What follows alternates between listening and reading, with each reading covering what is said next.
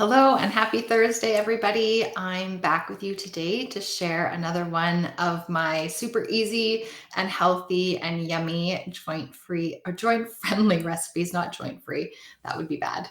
But before we get started, for those of you who are new to my community and aren't familiar with who I am, my name is Jessica Melnick. I am a registered holistic nutritionist, the founder of the Anti-Arthritis Method, the host of the Happy Joints Arthritis Solutions Group, and I help both women and men with various forms of arthritis get back to living life the way they choose to, not the way they have to.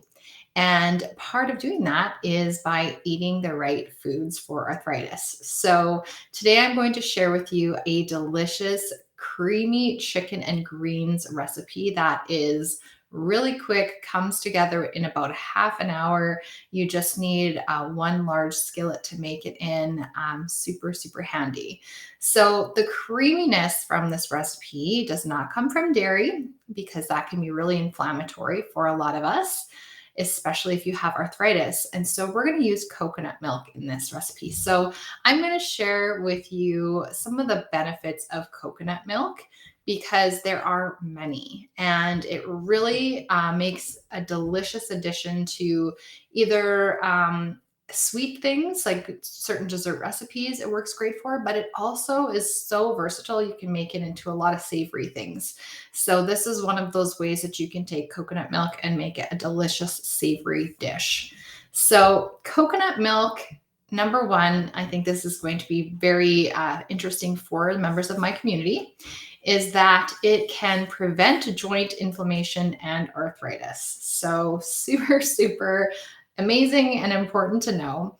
And studies actually suggest that coconut milk's MCTs, so that is their medium chain triglycerides, which are a fatty acid, they actually have certain anti aging effects and may help lower inflammation. And inflammation is associated with painful conditions like arthritis and general joint or muscle aches and pains. So if you have arthritis, having some coconut milk in your diet is a really great thing. Another thing that it does is it helps improve digestion and can relieve constipation.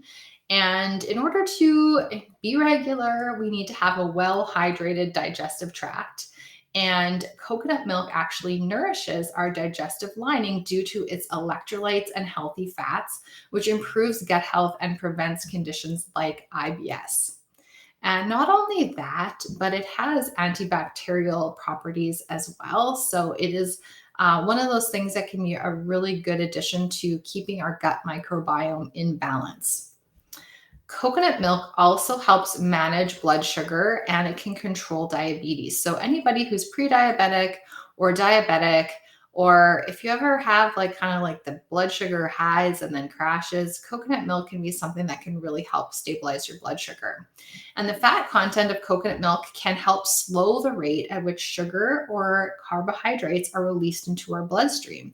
So, this leads to better control of insulin levels and it prevents a sugar high from happening, or worse, things like pre-diabetes or diabetes, or just having out of control blood sugar levels. So if you want to prevent that sugar crash, having maybe a coconut milk curry dish or a coconut based dish like this one for lunch can be a great thing to help prevent that afternoon slump. And one reason why coconut milk is especially good to add to dessert recipes is because the healthy fats slow the release of sugar into the bloodstream. So, some places in the world, I think of in Taiwan, for example, coconut milk is a staple in a lot of dessert recipes, and they go hand in hand with sweet things because it does slow that blood sugar and the release of the sugar into the bloodstream. So then you're not having that sugar high and that sugar crash. So, super, super important.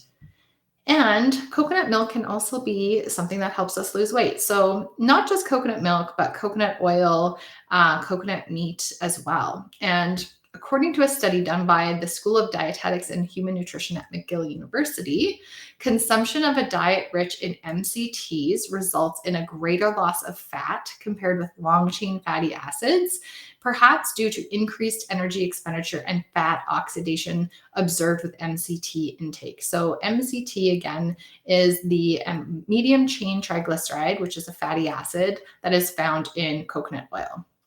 And as a food high in MCTs, coconut milk can be very filling, can be a fat burning food. So the MCTs provide the feeling of being full and satisfied. And this can also help prevent overeating, food cravings, and potentially weight gain because of that. And of course, this is a high calorie food, so portion control is important. So we want to consider like the amount of calories that's in there, but it provides such a good quality fat that, like I said, satiating effects helps. It's one of the first fuels that our body and our brain use. So it is different than some of the other fats that we would have in our diet. So again, you don't want to have tons of it, but moderate amounts of coconut milk, coconut oil, coconut meat, super great addition to a healthy, balanced diet. And as I was alluding to, coconut milk actually energizes our brain. So the MCTs are readily available for the brain to use for energy, and they don't even need to be processed through the digestive tract with the bile acids and some other fats that are required to process these fats.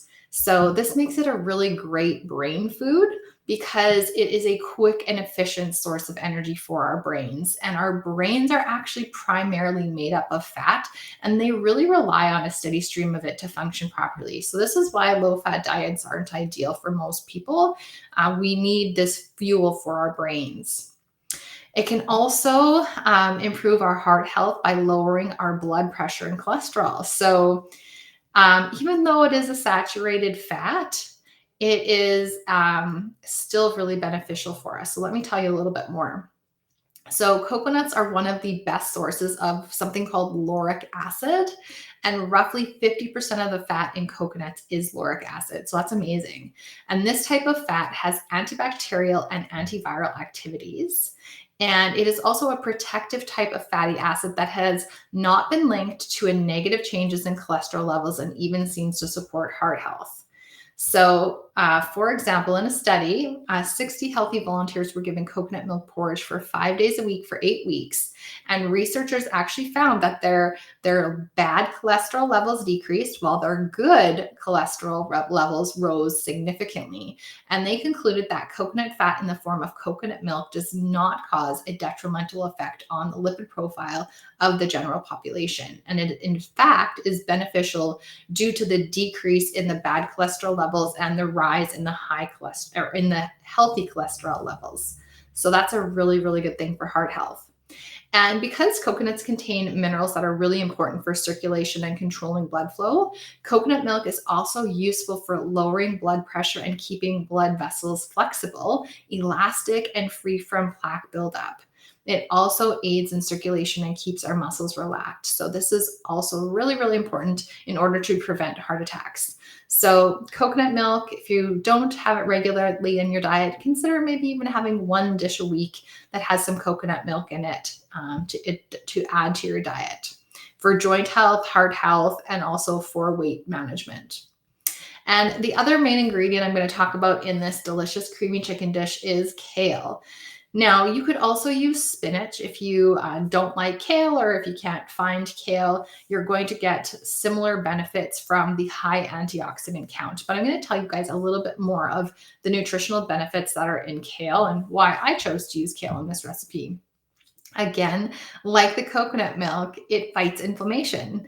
So, because of the high level of antioxidants, this is what helps fight inflammation. And antioxidants are important compounds that can help fight free radical damage, reduce oxidative stress, and also decrease inflammation in the body.